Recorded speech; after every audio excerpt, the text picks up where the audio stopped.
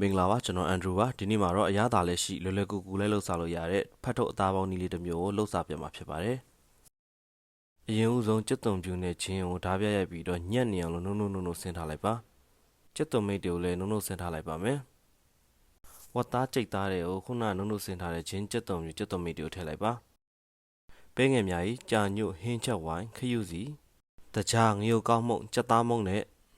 ပြောင်းကော်မုံတို့ထည့်ပြီးတော့ရေနှင်းငယ်ထည့်ပြီးတော့မှွေပါမယ်အခုလိုမျိုးလေးရရဆိုရင်တော့ဖတ်ထုတ်စာလုပ်လို့ရပါပြီ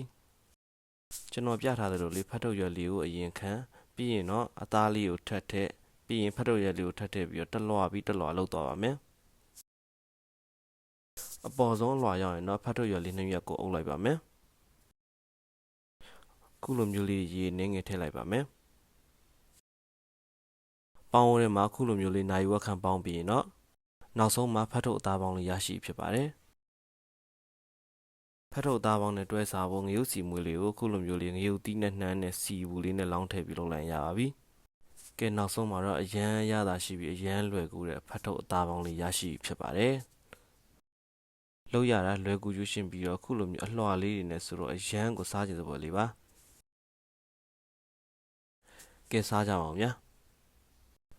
ဗီဒီယိုလေးကိုအဆုံးထိကြည့်ရှုပေးကြတဲ့အတွက်အားလုံးကျေးဇူးတင်ပါတယ်။အစားအသောက်ဗီဒီယိုလေးကြိုက်နေတဲ့ဆိုရင်တော့ follow လုပ်သွားပေးကြပါဦးဗျာ။